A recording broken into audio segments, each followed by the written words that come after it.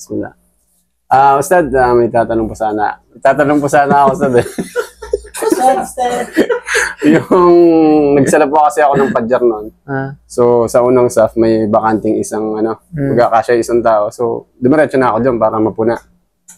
So, nung doon ako, nakatakbir na. So, may dumating na bago. Hinila ako para sa pangalawang saf kasi sabi niya, kailangan may kasama daw siya. Hindi daw siya pwede mag-isa. So, hindi ko po alam kung anong doon. Kaya sumunod na lang din ako. So, napaisip ako na baka may dalil din siya o tama pwede siya. Ba yun? Oo, hindi ko alam. So, kung ang ginawa mo ba ay tama nakaka-apekto sa... Opo, kasi nandun na ako sa concentration eh. Hinila niya ako bigla. Sige. Okay. So, bismillah wa salatu wa salam ala rasulillah wa ala alihi wa sahbihi wa mabad. Assalamualaikum warahmatullahi wabarakatuh. Actually, magandang katanungan yan kasi nangyayari talaga yan sa mga nagdarasal. Especially sa mga hindi masyado informed tungkol sa kung ano yung dapat na gawin. Pero bago yan, dapat natin munang malaman kung gaano ba ano yung utos sa atin ng pagkumpleto ng saf. Kasi ang batas sa pagkumpleto ng saf, pag sinabi pagkumpleto ng saf, yung pagpuno doon sa mga, kumbaga, sa mga kulang, pupunuan ito. Di ba? Ito ay wajib. Ito ay kinakailangan, ito ay obligasyon ng bawat nagdarasal. At ito ay napakaraming hadith. Ang makikita natin mula sa hadith, sa hadith na compiled by Abu Dawud, Imam Muslim, at iba pa. Mula sa iba't ibang salaysay ng hadith. Isa nga narito na, ang propeta sa may nagsabi, sawu sufufakum, fa'in na tasbih as-safa min tamamis salah. Ang sawu sufufakum, sabihin, ayusin ninyo ang inyong saf, at kabilang sa pagsasaayos ito ay ang pagpuno. Pagkumpleto. O pagkumpleto, no? Sa tinatawag na saf, sapagkat ang pagkumpleto nito at ang pagsasaayos nito ay nagpapakumpleto ng pagdarasal. Okay? At meron sang hadith, no? Dahil nung lumabas ang propeta sallam, ito yung hadith tatagpuan sa Muslim mula sa hadith ni Jabir bin Samurah radiyallahu an, na sinabi, ala tasuffuna kama tasufful malaika inda rabbiha. Hindi ba kayo magsasaf na kagaya ng pagsaf ng mga anghel sa harapan ng kanilang Panginoon? Nagulat yung mga sahaba. Sabi niya, ya Rasulullah, hal tasufful malaika inda rabbiha? Fa kayfa tasuffun al malaika inda rabbiha? Propeta na, paano nagsaf, nung naghana yung mga anghel sa harapan ng kanilang Panginoon? Sabi ng Propeta Muhammad sallallahu alaihi wasallam, yasafuna yatimuna sufuf al-ula. Okay? Ay, ang ginagawa nila ay kinukumpleto nila yung tinatawag na saf, yung unang saf, at pagkatapos ay atrasaw na fi sufuf. At yung bang they are close together sa kanilang tinatawag na dikit-dikit, kung baka hindi hiwa-hiwalay.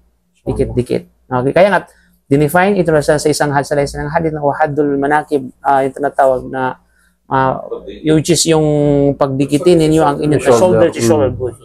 Okay? Shoulder to shoulder. At saka wag ninyong wala tadrol of wala tadroli and for the shaitan ka makasalsa. At wag ninyong hayaan na yung puwang ay para sa shaitan. Kasi nakalagay sa ibang salaysay na yung puwang, sa pagitan ng mga puwang na yaon, andun yung shaitan. Kaya magwawaswas ang shaitan, magbubulong yung tinatawag na shaitan. Diba? Sa madaling salita, wajib sa atin na punuan yung bawat saf.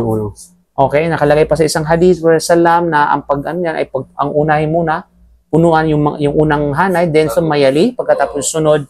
At kapag merong mang naks at merong kulang, fal muakhar. Sa fal muakhar, sabihin yung sa huli. O kapag mayroong mang kulang na kumbaga hindi puno, yun sa pinakahuli yun. Yun yung pamamaraan dapat, no, na may isa katuparan sa kapag tayo nagdarasal. Okay, now, andyan yung tanong mo, nung bigla ka na lang hinila ng isang tao, unang-una hindi ito tama. Ayun po yung alam ko. Okay, hindi ito tama. Kasi nga, pag once na kapag kinuha ka doon sa saf, which is ikaw ang nagpuno nun, ibig sabihin ay parang hinayaan mo siya na putulin yung saf. At sinabi ng Rasulullah na man wasala saf, fakad wasala Allah, wa man kata'ahu Allah. Makasalam. Sino man ang pinutol niya ang saf, ay puputulin siya ng Allah.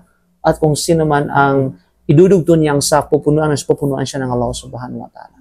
Diba? So para bagang ikaw ang nagpuno, tapos dumating siya, hinablot ka niya, parang pinayagan mo sa sarili mo na putulin yung tinatawag na hindi kumpletuhin yung saf.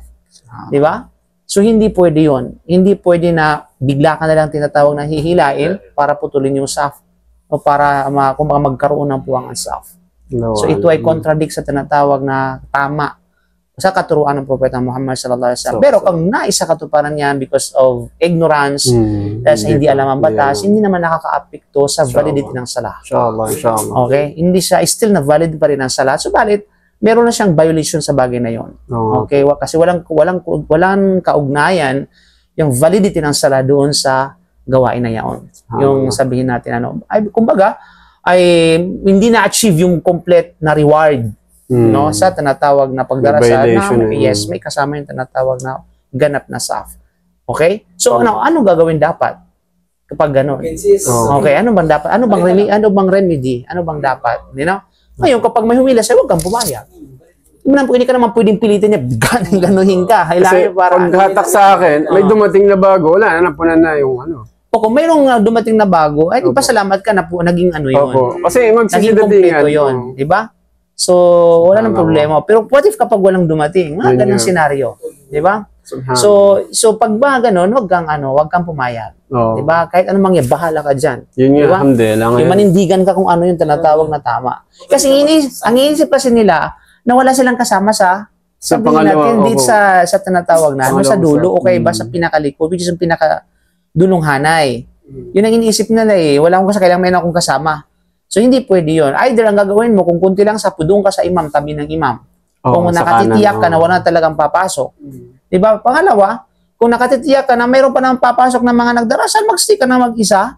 Tapos, upunuan naman, susunod. Diba? Susundan ka lang naman ng mga huli, ng mga masbuk. Diba? Na kung sakasakaling sabihin natin na wala na talaga, ay wala ka ng kasalanan doon. Walang option. Walang kasalanan kasi basically, hindi pwede magsala no, sa likod ng imam na mag-isa lang. Yan ay kapag sinasadya, no? At saka mayroon pang option pero yun ang ginawa mo. Yung pagkakasala. Hindi mo pwede yung gawin sapagkat yan ipinagbawal ng Propeta Muhammad sallallahu alaihi wasallam na hindi wag kang magsala na ikaw lang mag-isa. Hindi pinagbabawal ng salam ang pagsala ng mag-isa sa likod ng saf. You know? Yan ay kapag deliberately ginawa mo yon, sinadya mong gawin yon, na alam mo na mayroon tinatawag na ibang option tapos hindi mo ginawa mo gusto mo mag-isa. Pero kung halimbawa, baka sakali ka na, mayroon pang darating kaya nandun ka kasi at the same time, hindi naman pwede na pablutin mo yung sinuman doon. At the same time, walang space para makapunta ka doon sa tabi ng imam, wala kang pagkakasala sa bagay na yun. Kahit mag-isa ka na lang doon. Kasi hindi mo naman maiwasan yun at hindi mo naman ginusto yun. Okay? So yun yung mga bagay na inshallah subhanahu wa ta'ala ay kapupulutan natin ng aral at magkaroon tayo ng idea kung ano yung mga dapat natin gawin. Kasi akala natin yung mga bagay na tama, yung pala ay against the sunnah. Kasi akala mo na may alam siya na hindi ko alam. Parang gano'n kasi bago lang tayo. Yun yung kainaman sa pag-aaral. Subhanallah. Okay? Jazakallah. Pagka kapag knowledgeable ka sa bagay niyan, at least alam mo yung gagawin mo. Consistent at least ka dun sa... kampante ka. Diba? Consistent ka sa kung ano man yung tinatawag na gagawin mo. Kasi alam mo yung batas. Okay? Tapos may isang pabal basta. Ano pa yan? Meron pa pang habol. Yung tanong ko na... Hindi ka talagang humabol, no? Yung tanong ko na, yung